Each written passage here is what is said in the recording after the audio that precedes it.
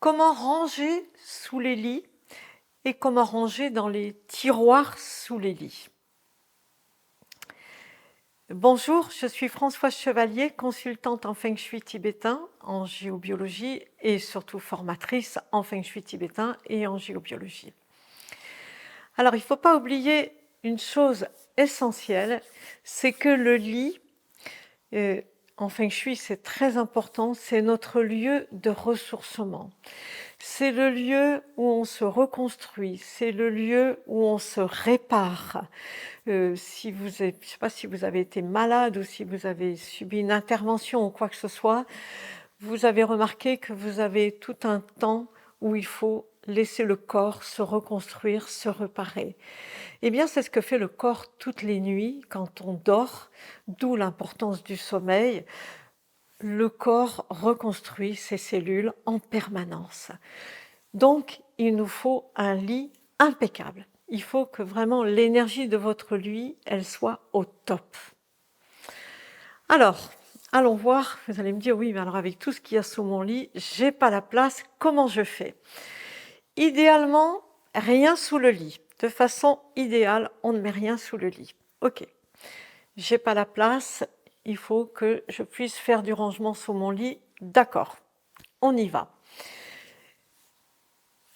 Qu'est-ce qu'on peut mettre sous le lit? On va mettre des choses propres, physiquement et énergétiquement. Exemple, du linge propre, des draps propres qui sont passés dans la machine à laver, qui ont été nettoyés et qui sont parfaitement propres. Ça va très bien sous le lit, du linge de toilette, des serviettes, des choses comme ça, des couettes propres sous le lit, voilà, ça c'est impeccable. Ok. Par contre, on va trouver beaucoup de choses sous les lits. Vous allez vous amuser à regarder ce que vous avez sous vos lits, vous allez voir, c'est très très drôle, parce qu'on va faire une mise en lumière tout à l'heure, parce que vous allez voir que c'est très très étonnant. J'ai trouvé plein de choses sous les lits. J'ai trouvé des papiers, j'ai trouvé de la comptabilité, j'ai trouvé jusqu'à même une fois un jugement de divorce chez une dame qui était thérapeute, qui était remariée, et elle avait le jugement de son ancien divorce qui était sous le lit du couple. Et je me rappelle, elle m'a dit, mais j'y avais pas pensé, j'y avais pas pensé. Souvent, on met sous son lit des choses qui sont intimes, en se disant, bon, ben là, ça, personne ne mettra la main dessus, ça dérangera personne.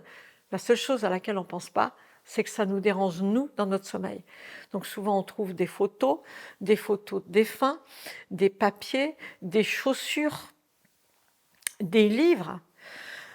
Dieu sait si les livres sont remplis d'énergie. Enfin, vous regarderez ce que vous avez sous votre lit, des vêtements que vous ne mettez plus, enfin, vraiment, toutes sortes de choses. On trouve énormément de choses sous les lits.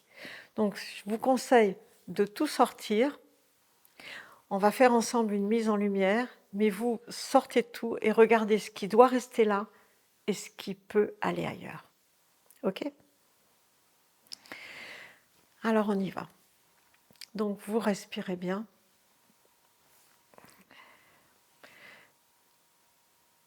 Vous visualisez, voilà, une belle lumière qui descend. Le ciel s'écarte et on laisse descendre une belle lumière. Et vous la faites descendre sur votre lit directement. On va commencer par nettoyer votre lit. Ça, vous pouvez le faire tous les jours. Donc d'abord, on va nettoyer l'énergie même de votre lit. S'il est en bois, s'il est en métal, sa structure, on va nettoyer. La lumière vient toucher le lit et enlève toutes les mémoires du vécu de votre lit. Ce qu'il a vécu, sa construction, son transport, toutes les mains, en fait toutes les énergies des personnes qui l'ont eu dans les mains. Voilà, si les personnes ont eu du mal à le monter, se sont énervées dessus, ils ont mis une énergie dessus qui est contraire, qui est trop basse pour l'énergie dont vous avez besoin. On va mettre en lumière l'énergie du matelas. Le matelas collecte énormément d'énergie négative, c'est-à-dire toutes les nuits, si vous ne dormez pas, si vous moulinez des pensées, si vous êtes en colère, si vous avez des chagrins, si vous avez des choses, tout ça, ça se dépose et ça descend dans votre matelas et ça reste. L'énergie des draps, l'énergie des couettes, des oreillers, La lumière vient toucher tout et mettre tout en lumière.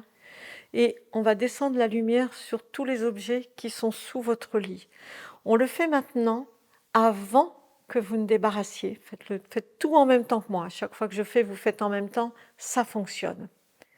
Et vous allez voir qu'après, ça va être beaucoup plus facile pour trier, ranger, classer. Une fois que la lumière est passée dessus, elle enlève toutes les mémoires, toutes les empreintes énergétiques qui sont posées dessus.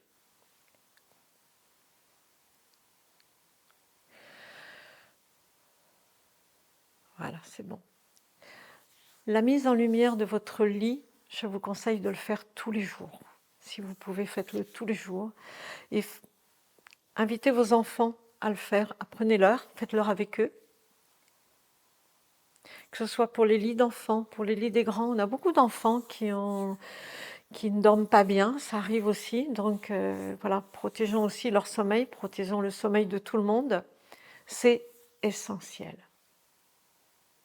Il faut bien penser qu'on dort normalement 8 heures par nuit, qu'il y a beaucoup de gens qui ne dorment pas suffisamment, qui se réveillent, qui ont un sommeil entrecoupé.